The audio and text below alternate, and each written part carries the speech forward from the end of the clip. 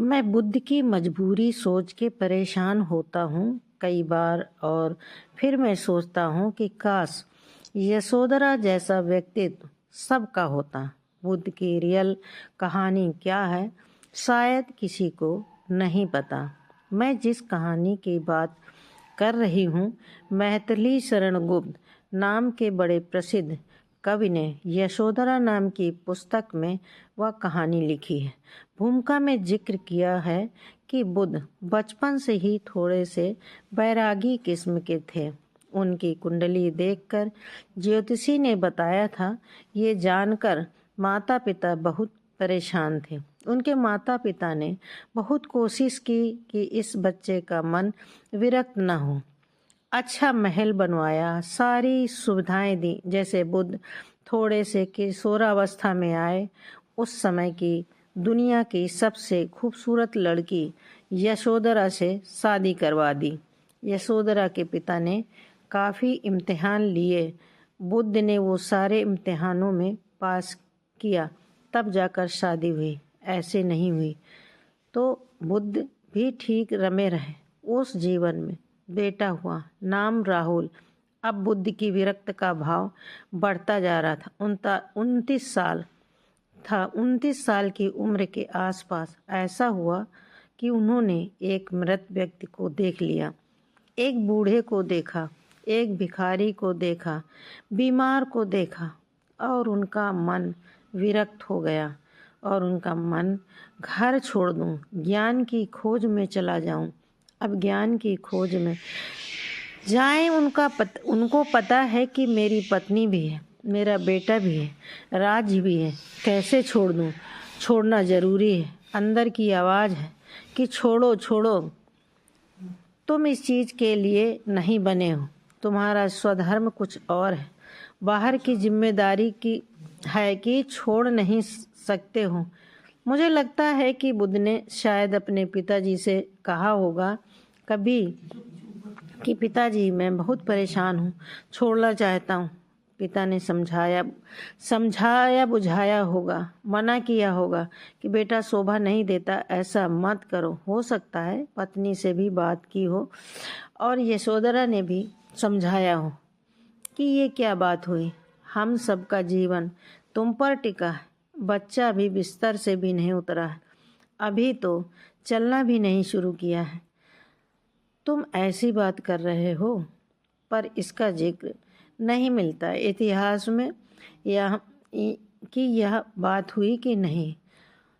एक दिन बुद्ध ने तय किया, वह आधी रात को पत्नी और बेटे को सोता हुआ छोड़ के चले गए।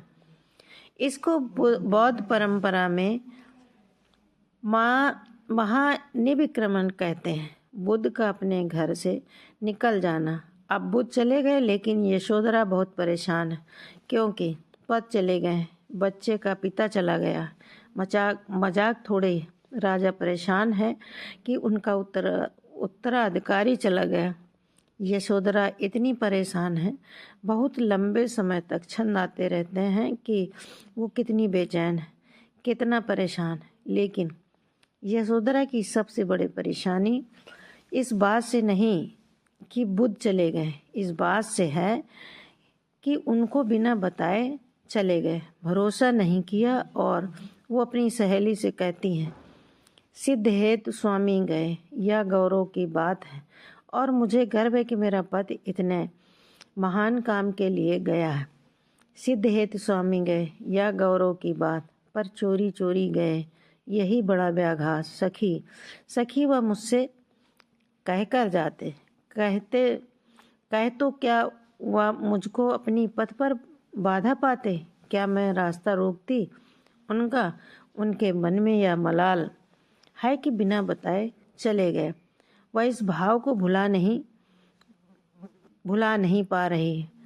फिर बुद्ध को ज्ञान मिला। 6 साल की तपस्या के बाद बोध गया में बोध वृक्ष के नीचे ज्ञान मिला। बात फैल गई। जो 5 शिष्य बुद्ध को छोड़कर भाग गए थे, उनके बुरे वक्त में उन्हीं 5 को बुद्ध ने सबसे पहले ज्ञान दिया। सारनाथ में, जिसको धर्म चक्र प्रवर्तन कहते हैं, बुद्ध की ख्याति बढ़ने लगी। शुद्धोधन ने बुद्ध के पास कई लोगों को भेजा, यह कहने के लिए कि भाई यहाँ भी तो आओ, हमसे भी तो मिलो। बुद्ध का ऐसा प्रताप था कि जो उनके पास जाता था वो बुद्धम शरणम गच्छामि हो जाता था, वापस ही नहीं आता। तो फिर शुद्धोधन ने बुद्ध के बचपन के दोस्त को यह कहकर भेजा, भैया मैं जानता हूँ कि तुम वापस नहीं आओगे, पर प्रभावित होने से पहले बोल देना कि पिताजी याद कर रहे हैं। तो वह गया, उसने वादा निभाया और गया बुद्ध के संपर्क में दीक्षित हो गया, पर वादा को पूरा कर दिया। तो बुद्ध ने कहा मैं जरूर जाऊंगा, पिताजी के आगे जाऊंगा। बुद्ध पहुँचे अपने कपिलवस्तु, जो अपना इलाका था, वहाँ पहुँचे। पूरे कपिलवस्तु में, जो नेपाल में सिद्धार्थ नगर से जाना जाता है, जाएंगे तो नेपाल बॉर्डर पर कपिलवस्तु है, वो जगह बुद्ध जहाँ पैदा हुए, बड़ा सुंदर स्थान। तो बुद्ध पहुँचे, रात को एक धर्मशाला में रुके। अब वहाँ हल्ला मच गया कि राजा का बेटा धर्मशाला में है। बुद्ध ने कहा मैं देखो राजा का बेटा बनकर नहीं आया हूँ, मैं बुद्ध बन के आया हूँ। सुबह उठ के भिक्षा मांगने लग गए। उस इलाके में अपने पिता के राज्य में पिता ने सिर पीट लिया कि भाई क्या कर रहे हो। फिर बुद्ध ने सूचना भिजवाई कि मैं बुद्ध हूँ, बेटा हूँ संयोग से, ठीक हूँ, मैं आ रहा हूँ मिलने के लिए, पर मैं बुद्ध होके आया हूँ। मेरी दिनचर्या में नियम है कि मैं भिक्षा से ही जीवन जीता हूँ। ठीक है, पिताजी ने कहा कोई बात नहीं। फिर बुद्ध गए पिताजी से मिलने। पिता से मिले, सबसे मिले भरी सभा में, लेकिन यशोधरा से नहीं मिल पाए। उसके मन में दर्द था, छुप के क्यों गया, बता के जाते। बुद्ध ने पूछा पिताजी से यशोधरा कहाँ है। बोले कि वो कह रही है कि अगर बुद्ध मिलना चाहेंगे तो खुद मिलने आएंगे, मुझसे मैं क्यों जाऊंगी। भाई आत्मसम्मान की भी कोई चीज़ है, मैं क्यों मिलने जाऊं। तो बुद्ध मिलने गए। सोचिए कमरे में यशोधरा बैठी है, राहुल साथ में। अब राहुल थोड़ा सा बड़ा हो गया है, लगभग 6-7 साल का। बुद्ध गए। अब आपके मन में आया कि बुद्ध जाकर बोले होंगे, वो बुद्ध ने क्या बोला पता है, भिक्षा दे, भिक्षा दो। और यशोधरा कितनी महान महिला रही होगी, उसने अपने बेटे का हाथ बाप के हाथ में दे। और इससे महान उदाहरण दुनिया के इतिहास में नहीं कि चलो आखिर तुमने आके झुक के कुछ मांगा तो सही।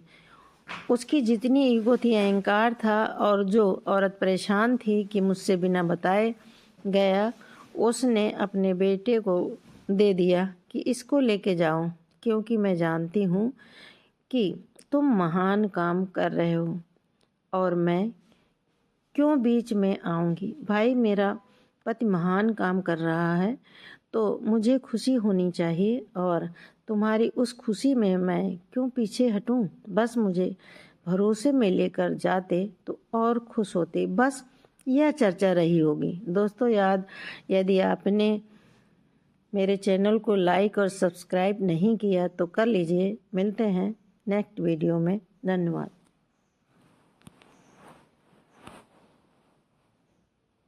अगर नेक्स्ट नहीं बोल पा रहे हो, अगली वीडियो